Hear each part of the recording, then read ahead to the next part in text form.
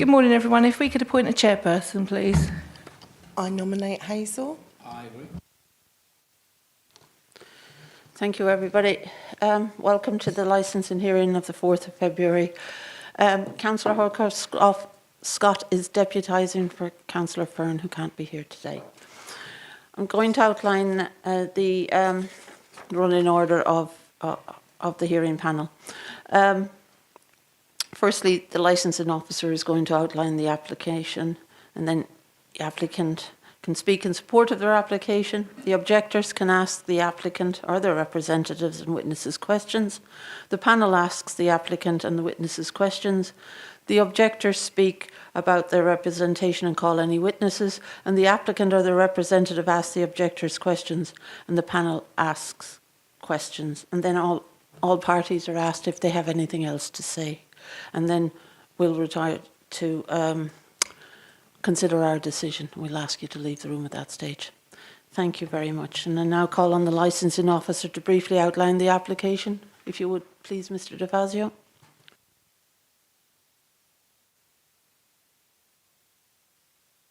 You should know that by now.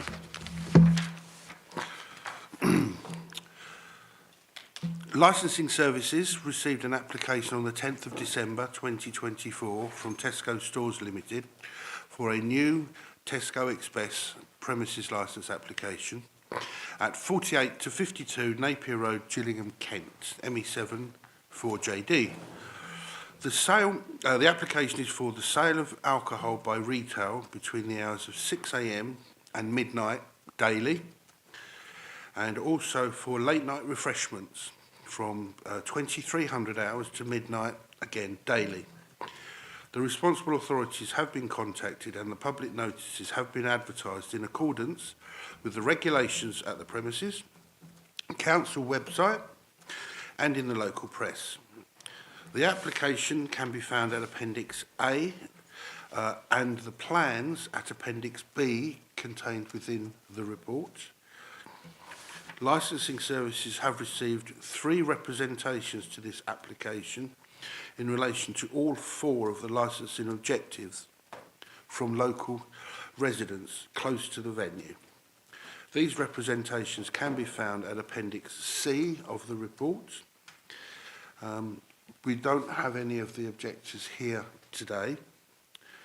The licensing hearing panel is asked to consider the information in this report and the evidence given at this hearing and decide the outcome of the new premises licence application with one of the following options: grant the licence as applied for, amend the application, add conditions to the premises licence, or refuse the application. Thank you, Chair. Thank you, Mr. De Fazio.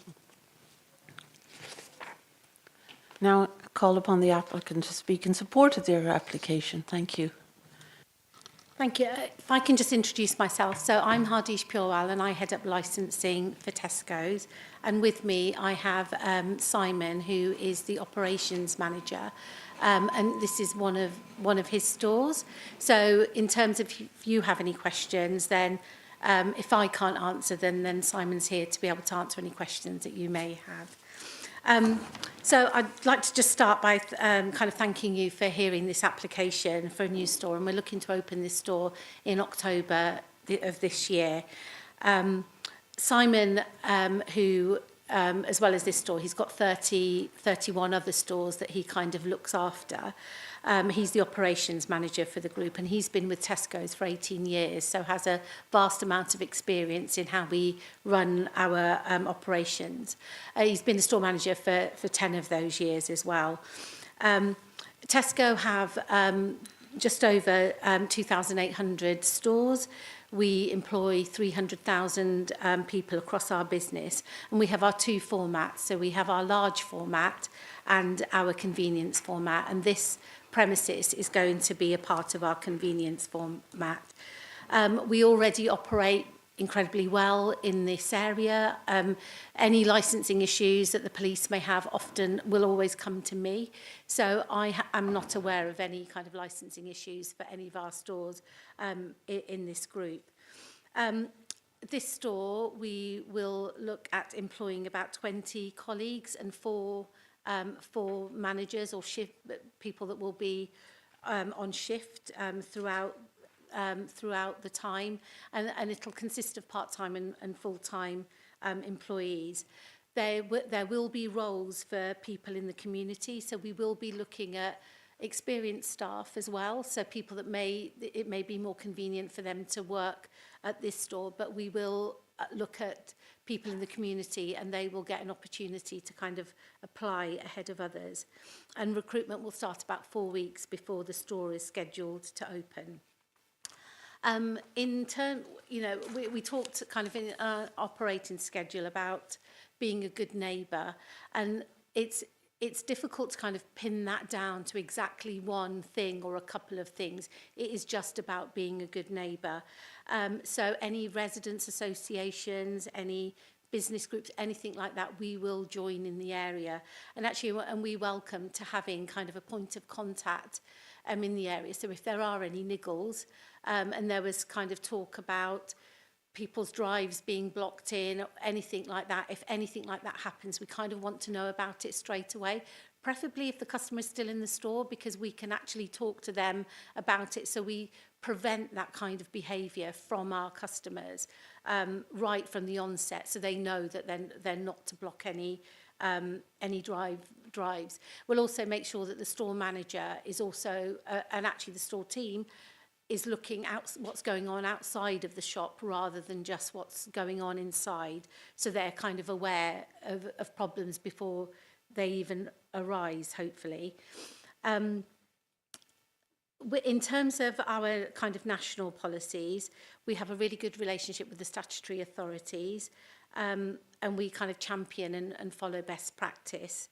I chair up what's known as the Retail Alcohol Standards Group, and that's, as an industry, we look at how we can best look at policies that we all develop as an industry that we then all follow through. And things like Challenge 25 or Think 25 came out of the Retail Alcohol Standards Group, and we all of the supermarkets kind of do that. We also offer free posters and guidance to smaller independent retailers too. I also sit on the Community Alcohol Partnership Board, which actually Kent was one of the first the first county to operate community alcohol partnerships county-wide, rather than often it's in kind of hotspot areas where there's underage drinking, that the police kind of come to us and say there's underage drinking in this area, and then there's a project that we kind of work with the local authority in how we kind of tackle that. Partly it's, you know, education, diversionary activities for the children to do other things, and that's ranged everything from, like, you know, discos to beauty lessons to football games, you know, rugby. It's about taking children and giving them some other things to do. We're also a part of you know, a member of Drinkaware, and we adhere to the Portman guidelines as well. I work really closely with the Home Office and the Department of Health as well in terms of policies and things that are coming out. And we also have a primary authority relationship. So any of our training, any policies that we pull together, we take to Hertfordshire and they endorse it or give us advice of how we can improve it. In terms of the training that we give to our store teams, the BII have endorsed that as what good looks like. All of our training is documented and has an audit trail, as you would expect from a business like ours. So we have, and training is, you know, everywhere in the store, from checkouts to the aisle, to the BWS aisle. Security training is refreshed on a regular basis, and age-restricted sales training is done twice a year. I talked about Think 25. We were the first business to introduce Think 21 in the UK, and then that moved to Think 25, and then the rest of the industry followed. We only accept approved ID, so there's only a certain, like, you know, anything with the pass logo, passport, driving licence, and anything that's been approved by the Home Office. That's the only ID that we train our teams on. We also train our teams on how to spot somebody that's drunk, so that we're not selling alcohol to anyone who's already had a few too many. And our managers will always come in and support. And we always say to our team, if you feel uncomfortable, step back, call the manager, they will deal with that person if it becomes a bit more difficult. We also give our teams like conflict training as well. The other thing that we watch out for is proxy sales. So this is where somebody over 18 is trying to buy alcohol for someone under 18. And this is why it's important to kind of look at what's going on outside of our store, because it's almost easier when they all come to the checkout together and you ask for ID from all of them. But actually sometimes they're outside of the store, or customers will tell us that there's a group of kids that are, they're all trying to buy alcohol. So we will just refuse those sales, and we'll ask for ID from the whole group if that's happening. If we know that somebody over 18 is buying alcohol for somebody under 18, we won't sell it to them, and in fact we'll end up banning them from the store. They also do some training around the licensing objectives and responsible retailing. But I guess one of the most important policies that we have is that it's you say no, we say no. So if a member of our team has refused a sale for whatever reason, we won't override that decision. We'll back that decision, because we don't want them to lose confidence in what they're doing. So even if we think it may be wrong, and we may think, oh my God, that person looks 30, we shouldn't have asked them for ID, it may be that we need to go back to our training, but we'll always support our cashiers. And young people are used to carrying ID around with them. So, even a 30-year-old won't find it odd that they've been asked for ID. On our checkouts, we have a checkout prompt as well. So when alcohol is scanned, the checkout will freeze. There's a date of birth on there, so it makes it easier for our cashiers to just check the date of birth. And so unless there's any overriding reason why that sale can't be made, then a yes is pressed and then the sale goes through. In terms of security, we've got panic alarms in the store. All our high value items are tagged. Spirits will be behind the counter, as you see in a normal express. And our teams have body cams as well. So you'd be amazed at how much conflict that reduces as soon as you kind of say, oh, I'm just going to start recording. It kind of eases the conflict. Our teams also have headsets so they can talk to each other more discreetly, I guess, rather than just kind of shouting across the store. And our store manager is also, or anybody running the store is empowered to close the store should they need it. And I don't see this happening here, but if you can imagine where, I don't know, Wembley, for example, when the football crowds leave, it may be that we need to close the store for half an hour, let the crowds leave, and then we can kind of open up again. So we just let the risk pass. And that can be, the store managers are kind of empowered to do that if they feel that something's happening to protect the store team. We'll just close the store. The store is kind of supported by the central team, so we've got a licensing team, a compliance team, security team, and there's a support office as well that are all there to kind of support the store. Our range is carefully selected, so it will be selected for the area. So we won't have small bottles unless they're in a gift pack. We have a limited range of promotions, and sometimes when you see things being advertised, there's a kind of a disclaimer at the bottom that it's not in it. These offers aren't in an express store. So all the promotions are national. We don't have any local promotions that the store will do. So all pricing is nationally set.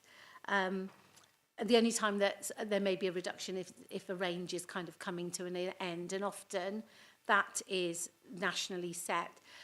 Sometimes we'll have what we call a yellow sticker, but that's if there's a can that's missing or a can's been damaged from a pack, then we'll kind of reduce the item. It's a shame that the residents the residents aren't here, because we would welcome this opportunity to kind of talk to them. I do find that before this hearing, the residents actually don't want to speak, but usually after the hearing, you know, we kind of pick up a dialogue and actually talk about how we will work with them in the area. But if Mr. DeFazio is happy to pass on our details to the residents, we'd like to start picking up that dialogue and definitely have an introduction with the store manager, so that, like I said, if there's any niggles, we can just sort those out straight away.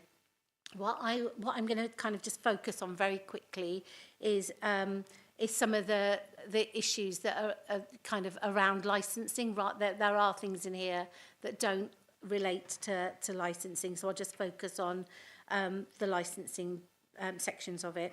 So in terms of the hours, often we will open stores for longer hours, and then it's all dependent on footfall. And if the store isn't trading, you know, if we don't have the footfall, we will reduce the hours, and that's kind of happened in lots of other stores where we've opened for longer, and then actually there's absolutely no need to do that, so we kind of cut those hours back. In terms of the noise that the residents have spoken about and the plant, we will fence that off so that the noise is kind of contained. And also within that fence, the bin will sit within that fence, rather than, I think there was a resident that was concerned that it would be by their back gate, but it's actually kind of towards our end a little bit more. And the only waste that bin will hold will be the bins that we have at the front of our store. Our in-store waste is sent back on our trucks. So we recycle everything, so it's only the waste from the bins at the front that will be in the bin at the back. Deliveries will be minimal, and there is no alcohol only delivery. The alcohol will be incorporated into the regular kind of grocery deliveries that we have. So I've kind of talked about parking, that we will, that, you know, as soon as we see that happening, or there's a comment that's made to us, we want to kind of react to that, because we do not want anybody's driveways being blocked. There are 12 spaces around the back of the store, which customers should be using. So there should be no need to drive or to park anywhere else. There are 20 spaces back there, but 12 of them are dedicated for Tesco only, so they've been assigned to us. But there will be 20 spaces back there. I think actually just another point about noise and deliveries. It's all going to, there will be minimal tarmac, you know, rolling on the tarmac, because the truck is parking right by the back door, and it's basically unloading right into the back door, and it's going to be freshly laid tarmac, so there won't be, you know, it's not like it's going over cobbles or uneven pavements or anything. It's going straight from the truck into the back door. The way our deliveries are done is what, you know, the trucks are turned off. We don't leave the trucks on idle, as somebody commented. They're always turned off.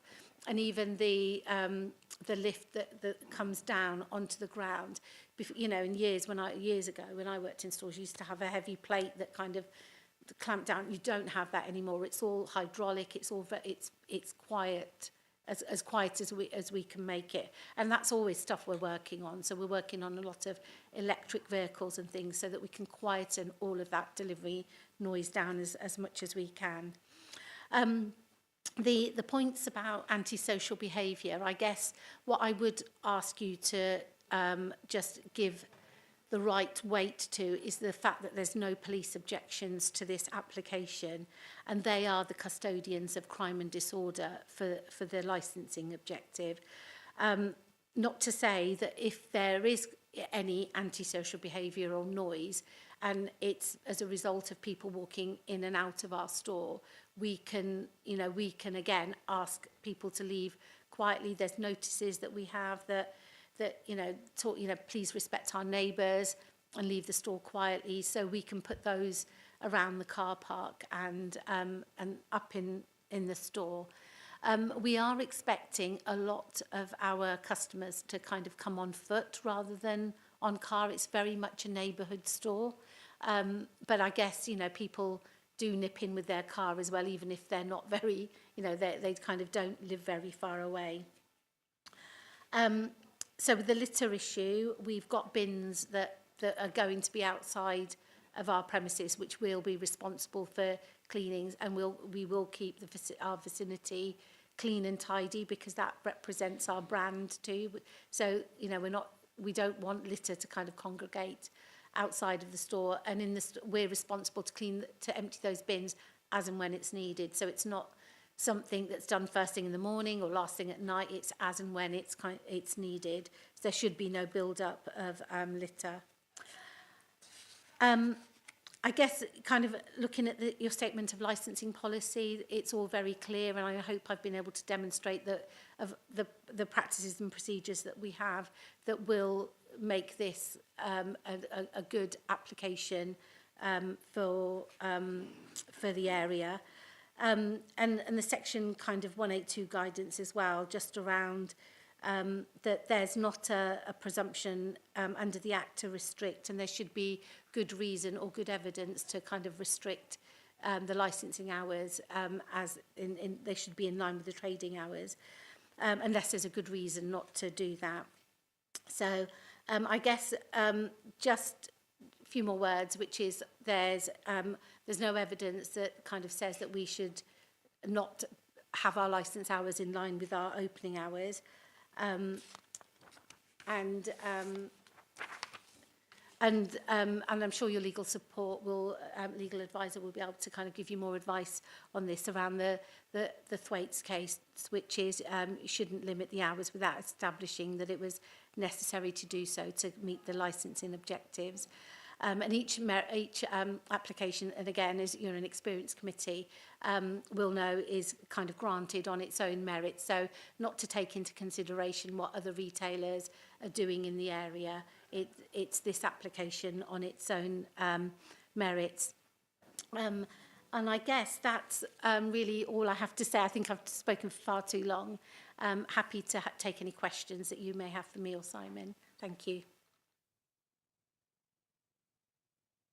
Thank you for that. As we don't have the objectors in the room, we have to consider their written objectors. Now, I'm asking members, have you got some questions for the applicant, please? Thank you. A couple of questions. I'm sure you do customer surveys all the time. What sort of response do you get when alcohol sells at 6 o'clock in the morning? It's very short. I use a Tesco's Express every morning, and I've never seen any. I use it at 8 o'clock every morning. I never see people buying alcohol that time of the morning. You know, there is school nearby here. I just wonder why 6 o'clock. I mean, you could quite happily, surely, 8 o'clock, 10 o'clock even. Is there a reason you just? Is it just because the store's open? Is that the only reason? There's no rhyme or reason for it other than that? Yeah, we don't expect a lot of sales at that time in the morning. It is very minimal, but it's a convenience store, so it's the convenience. And we live in a 24-hour world where people are coming in from their night shift at that time in the morning, so their evening is first thing in the morning. So it's to kind of cater for that. Other people are picking up gifts, or you know, we don't expect to sell a lot of alcohol, but it is the fact that we're trading those hours, so we'd like to have our license hours match our trading hours. You talk about your litter. As I say, I use one quite frequently. The store I go to has a lot of litter outside of yours. And if you look at it, it's often Tesco's wrappers. Do you intend to have maybe a litter patrol just to do the 100 yards around the store? So we will look after sort of everything that's within our premises, but like always, we want to be a good neighbour. So if that means that actually we need to go out and do slightly more outside the front of the shop, then of course we're more than happy to you know, to do that, especially if it's, you know, litter from the shop that's creating the problem.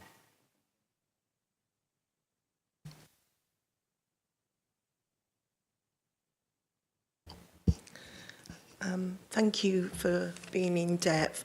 I've just got a couple of questions, if I may. Obviously, I chair Children's Committee, and there's a few schools around here.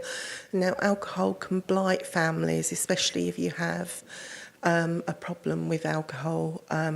You are one street away from a stress zone, which would be subject to quite stringent and police objections. So your operating hours are vast, and so therefore your sale of alcohol will be vast. Do you think that's conducive to a community one road away from the stress zone? And what do you think you could offer the school in terms of, you know, prevention or work with the school? Because actually, you know, they might be victims of your store, really, if they've got an alcoholic in the family. I think that's a much bigger conversation, isn't it? Because it just throws in so many different things that we're a small part of. I know in other areas we've done work where there's self-exclusion. So if somebody recognises that they have an issue with alcohol, we've worked with, you know, they've come to us and said, look, if I try and buy alcohol, please don't sell it to me. And so there are things like that we can do. And that's, I guess, there's lots of things that we will be able to do, and it might be worth just picking up a conversation around some of the things that have maybe worked well, that I know have worked well in other areas, and that you know have worked well in this local area. And perhaps, you know, we can pick up a conversation about how we can work together. I mean, in terms of, you know, we've got incredibly strong policies around Think 25. So, I'm often getting letters around, I'm 30, I haven't been sold yet, I'm really angry. But to me, that just means the policies that we have are working. But there's a bigger conversation to be had around some of the issues that I think that you've picked up. And that these are conversations that we've been having with the Department of Health as well, to look at how we as retailers can kind of have more of an impact in an area. Like, you know, what's our role? What part can we do to support the local community where there are issues? Okay, thank you.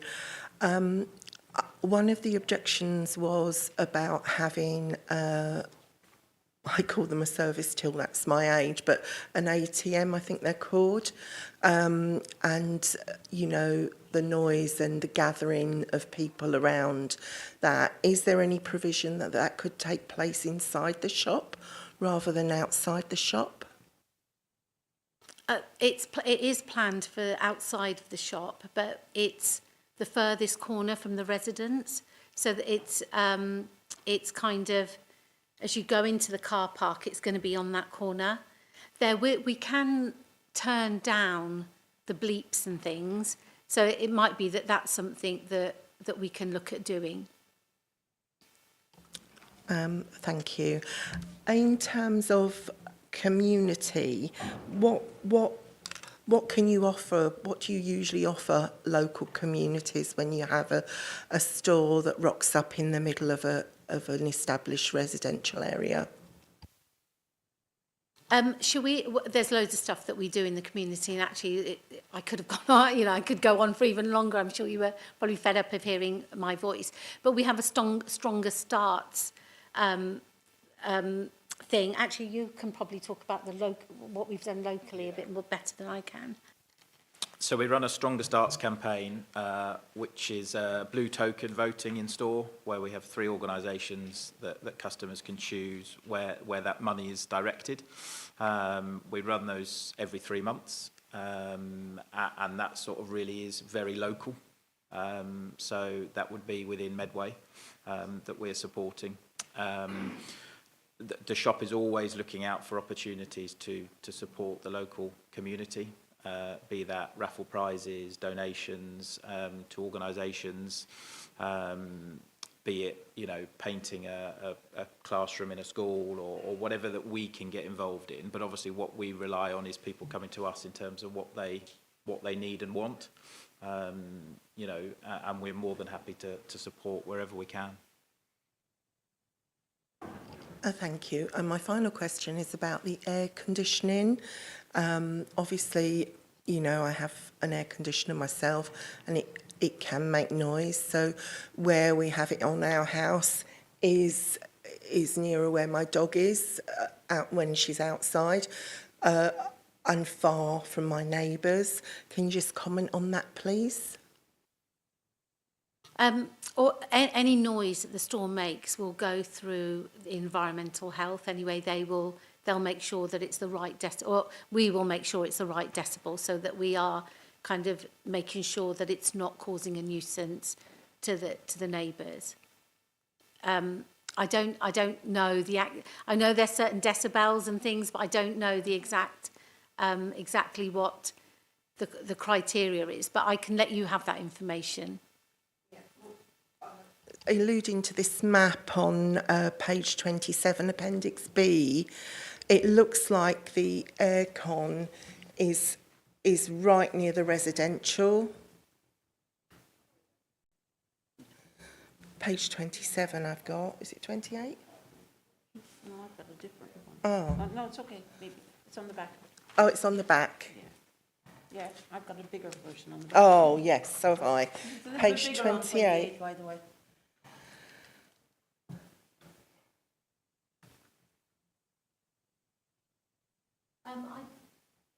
Sorry. Is it that you're referring to? Yes. Yeah. So is that the service yard there? Where does the service yard back onto, is the question, sorry. I did try to Google map it yesterday and I couldn't see very well from that. I think, so I mean, the building at the back, so on Google Maps you kind of see that building has been demolished now. This site doesn't belong to us yet, it's still with the landlord. We'll get it, and then we will be able to control a lot more what happens on site. I know there were a couple of issues around some of the noise that's happening at the moment, but it isn't our site yet. So if you can, so you've got the front, and as you kind of drive into the car park, the service yard is going to be the back space, and there'll be enough space there for a truck to kind of go into to then be able to unload that in that thing. And then you've got the kind of the car parking spaces at the side of that plant, or that service, what's known as the service yard there, is going to be fenced off, so that should minimise the noise that's in there. The plant is going to be, and that's all going to be in that section. So I will go back and just, I mean, the team will do this anyway, because this is a residential area, so we want to reduce the noise as much as possible. This isn't a London shop, you know, where there's other mitigated, you know, where the noise isn't the same noise. This is a quieter residential area, so it will be kind of the lowest possible noise that we can emit from that. Thank you.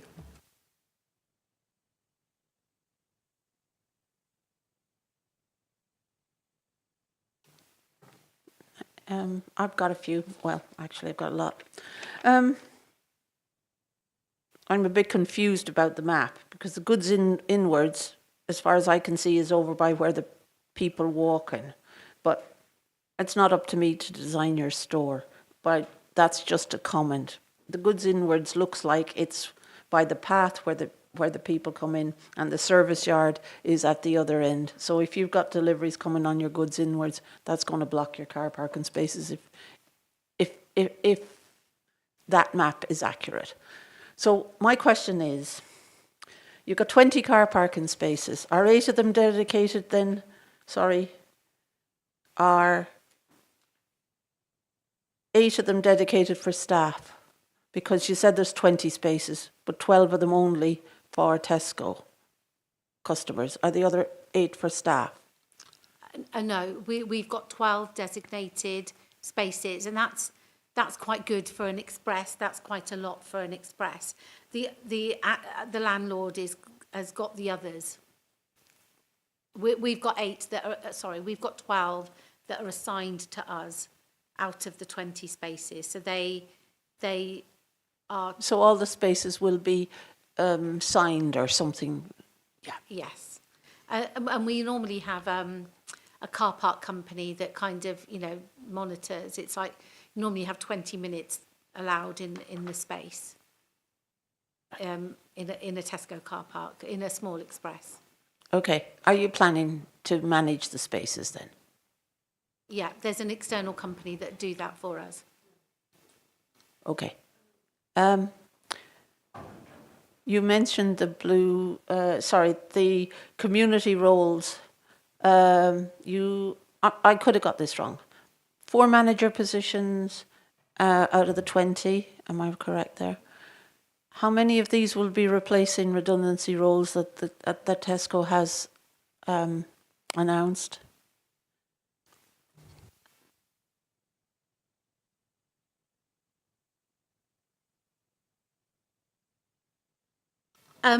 There's in the grand scheme of things, I think it's 400 roles that are going, but we employ 300,000 people. So it's some of that, that I wouldn't worry about that. That's kind of natural turnover, those number of roles, a lot of them. That won't be an issue. But this is October as well, so nobody's going to be looking for a job at the moment for October. Those jobs will be replaced now. That they'll probably be within our current stores. By the time October comes around, when we're recruiting for this, that'll all be covered. All those jobs will be sorted out. So you're saying these are new jobs? Oh gosh, sorry. Yes, they are new jobs. Okay. And there's an opportunity for local residents within a postcode to apply ahead of people in a further away postcode. Is that what I'm supposed to understand by community roles? Yeah, so there's a barcode that's scannable that then is preferable for people like in the community. Okay, now I want to come on to your good neighbour statements, and I have seen this in your applications in the past. So are you going to be the DPS for this store? No, I won't. The store manager will be. Hasn't been appointed yet then? No. Okay. Right. So what are your plans about being a good neighbour? Because your neighbours here are fearful, I would say, because it is a residential road and it does back onto a stress area. And to be honest with you, it's right next to a school. Opening hours of 6 a.m. to 12 midnight, and I know that's only 2 days a week that you're looking for the 12 midnights. The others are 11. That's if I'm next to a school in a residential road and I have somebody coming along with those kind of opening hours, I would be concerned. And I think your neighbours are concerned. And I'm wondering if you have a project or a plan or a dates and times. I don't mean like dates and times as like Monday next or whatever, but an outline plan as to what you are going to do to allay some of these fears for them. I was hoping that some of the residents would be here today so that we can speak to them. And actually now that we have the details, we will go and speak to them beforehand, before the store opens. But at the moment it isn't ours, but we can talk through some of the things that I've described today that hopefully will make them less fearful of a Tesco kind of being on their doorstep. Our plan isn't to make life more difficult in the community. It's to, these are the customers that we want in our stores. We don't want to upset them and make life hard. And that's why I was talking about nipping things in the bud. As soon as they arise. We just, you know, the standards that we set when we first open are the ones that are going to bring the culture into the community and into what we do as well. So it's just making sure that we get it right from the start. And if we link up with the residents, then you know, and we have a, you know, we want to be open. We want them to be able to come in and talk to us about things that are bothering them, that maybe are a result of us being there, so that if it's in our gift, we can sort it out.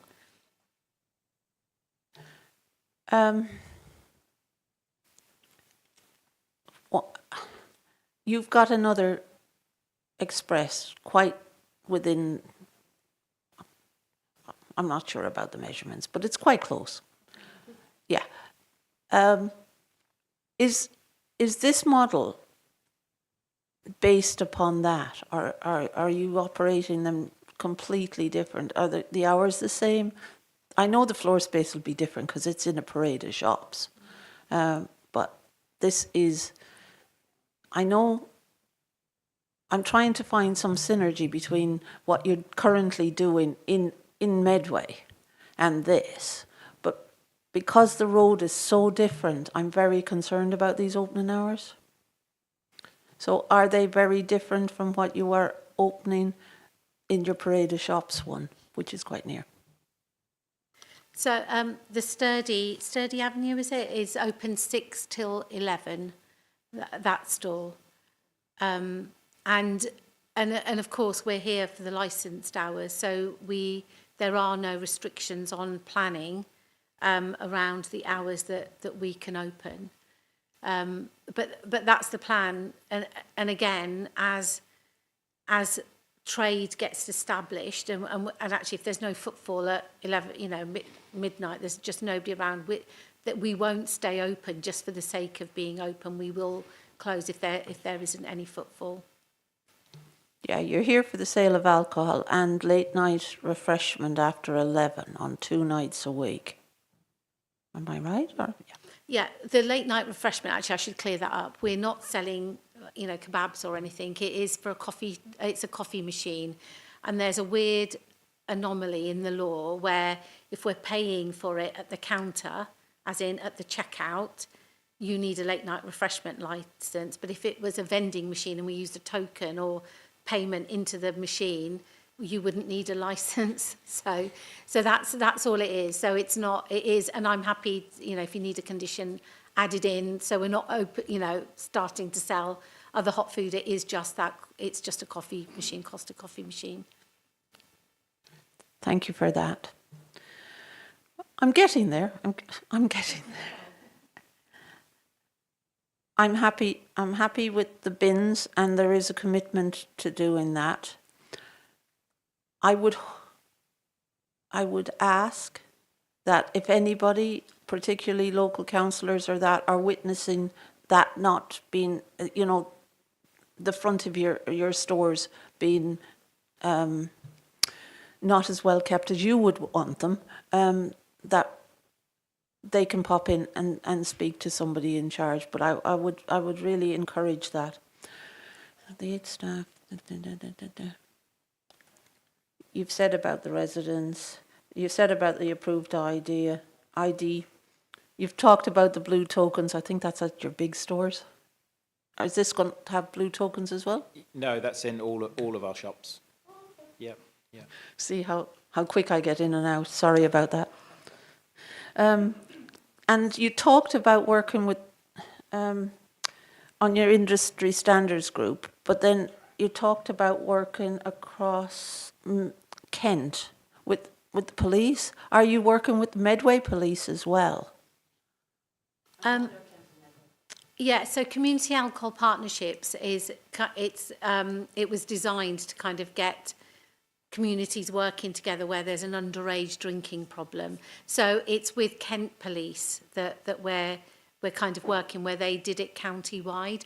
I don't believe there is one in Rochester or Gillingham, but I can certainly, if there's an interest and if there is an underage drinking problem in this area, I can certainly pass the details on to whoever needs to have them, so we can get one started here.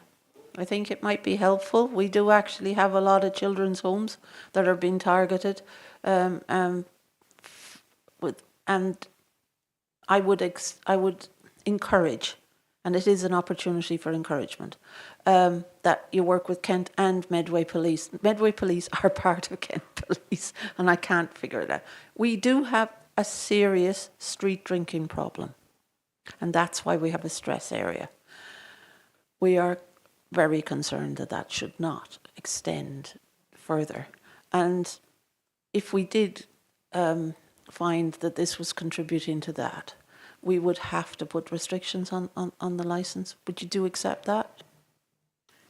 Absolutely. And where we've got stores in stress areas or cumulative impact areas, we make a commitment. We don't sell alcohol to street drinkers. So if we know that somebody is going to, they may come in not drunk, so, they would be able to buy alcohol. But if we know they're going on to cause antisocial behaviour or causing problems for the police, as soon as we know that, we won't sell them any alcohol. Thank you for that clarification. I don't have any further questions, and I'll bring Mr. DeFazio back in now, please. Thank you, Chair. Hardish, just some clarification that I was after. You kindly offered to provide details to the... my question is basically, what details can we share, who to, and who from? So would it be both yourselves? Would it be email addresses, phone numbers? Would it be just to the people that put representations in? Just so I can obviously put that into effect, and we can get the details after the... Yep, I'm happy for my details or Simon's details to be shared with the resident, with the three objectors, and we can pull together a meeting to talk this through. Like I said, it's a shame they weren't able to attend. Email, phone, which would you... I'm just worried that I'm concerned that after all is done and dusted, if they've got your email address, it's one thing, it's different to have your mobile number or other.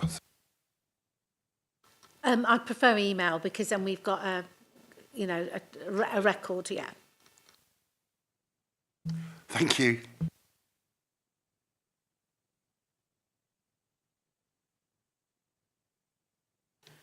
May I add that it would be helpful if you would copy the correspondence to your local ward councillors in that ward, please.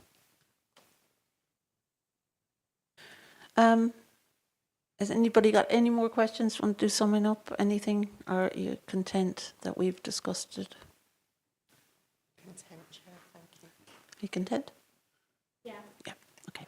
Just to say, I hope I've been able to demonstrate we're an excellent operator with a track record of partnership working. So I hope, look forward to being part of the community. Thank you for that statement. I'd like people to withdraw it so that we can make a decision today, and we'll try and do that. If for any reason that there is a problem making it today, we will get you the decision within 5 working days, but we should be able to bring you back in and let you know it or send it to you. Okay, thank you.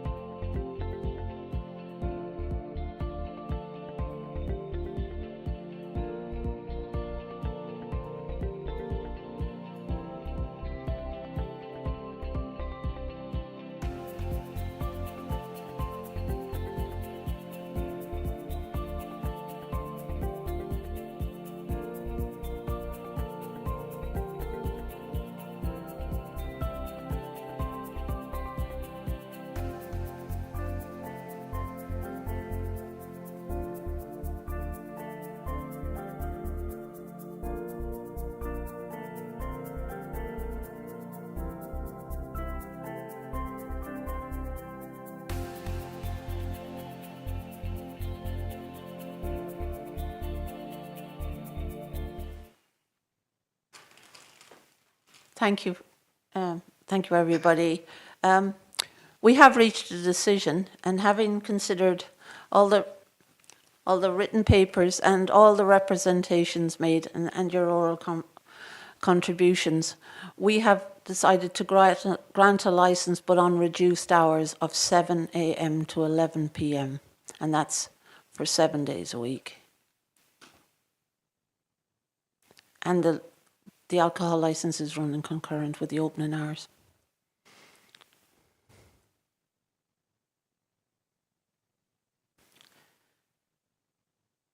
Like I said earlier, you'll get a written confirmation of this decision within 5 working days. Thank you very much, and thanks for your time today.